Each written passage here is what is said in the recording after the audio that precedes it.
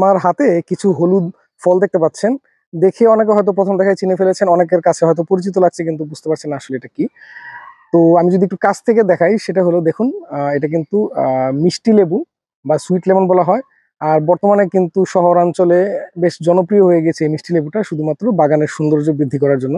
তো ভিউয়ার্স, আজকের ভিডিওতে আমি এই মিষ্টি লেবু গাছটা কেমন, মিষ্টি লেবু গাছটাতে ফলন কিরকম হয় বা এর স্বাদটা কেমন, এই বিস্তারিত আমি তুলে ধরবো। তো পুরো ভিডিওটা দেখবেন। মিষ্টি লেবু গাছ, আমার সামনে যে গাছটি দেখতে পাচ্ছেন এটাই মিষ্টি লেবু গাছ।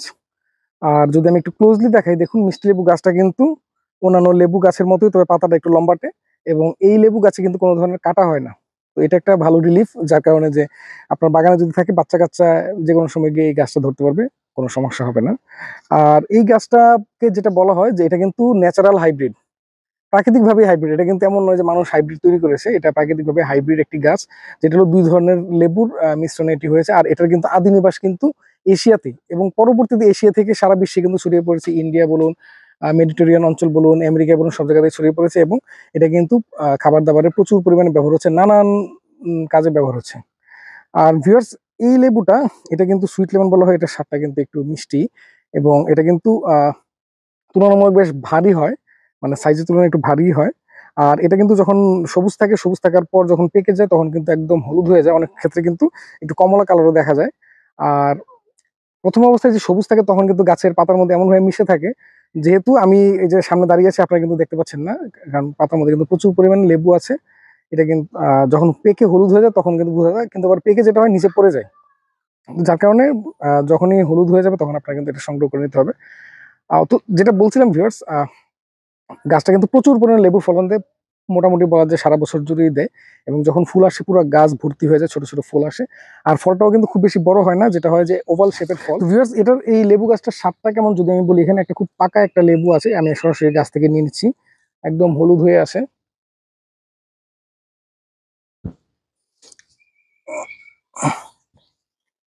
ভিউয়ার্স, টেস্ট করে দেখি আপনাদের সামনে।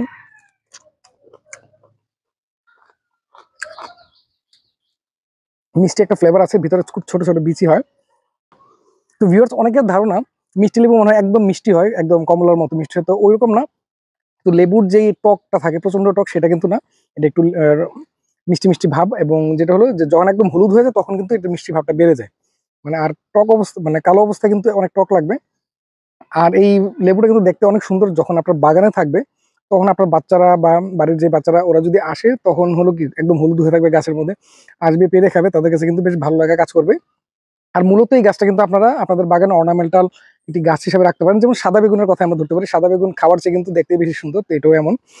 প্রচুর ফল যেহেতু হয়, যখন একদম প্রচুর ফল আসবে তখন কিন্তু একদম খুব সুন্দর হলুদ হয়ে দেখা যাবে। আর সারা বছরই ফলন পাবেন। এই লেবুটাতে কিন্তু প্রচুর পরিমাণে ভিটামিন সি আছে, এবং পাশাপাশি পটাশিয়ামও আছে, এবং ভিটামিন এ, অন্যান্য ভিটামিনও কিন্তু অল্প পরিমাণে আছে।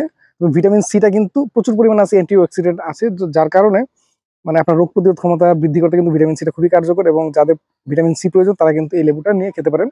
আর এই লেবুটা কিন্তু আপনারা আহ, আপনাদের যে বিভিন্ন ধরনের খাবারে, বিশেষ করে সালাদে আপনারা ইউজ করতে পারেন, খুব সুন্দর একটা ফ্লেভার আসবে। আপনারা ফ্রুট সালাদেও ব্যবহার করতে পারেন, বিভিন্ন ধরনের পেস্ট্রিতেও ব্যবহার করে থাকি, পেস্ট্রি তৈরির কাজে। তো ভিউয়ার্স, এবার আসি এই গাছটা আপনারা কোথায় পাবেন, কোথায় থেকে এনে আপনারা আপনার বাগানে লাগাবেন। এটা কিন্তু গ্রামে খুব একটা পাওয়া যায় না, শহরাঞ্চলের ভালো নার্সারিগুলোতে আপনারা পাবেন। এবং এটার দাম কিন্তু 200 থেকে 250 টাকা, বিভিন্ন সাইজ ভেদে হতে পারে। আর আমি যে যখন নিয়েছিলাম তখন কিন্তু মোটামুটি বেশ ভালো সাইজ ছিল, 200 টাকাতে নিয়েছিলাম। আর এখন দেখতে পাচ্ছেন আরো বড় হয়ে গিয়েছে। আর কিন্তু একদম ছোট অবস্থা থেকেই ফল দেয়, এবং খুব বেশি বড় একদম যেমন খুব অন্যান্য লেবু গাছের মতো অনেক বড় হয়ে যায় না, আকারে ছোটখাটোই থাকে। তো যার কারণে আপনার ছাদ বাগান খুব সুন্দরভাবে এটাকে আপনারা রোপণ করতে পারবেন।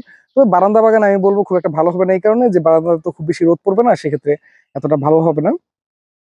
আর লেবু গাছ আহ রোদ ছাড়া কিন্তু আসলে খুব একটা ভালোভাবে বাড়বে না।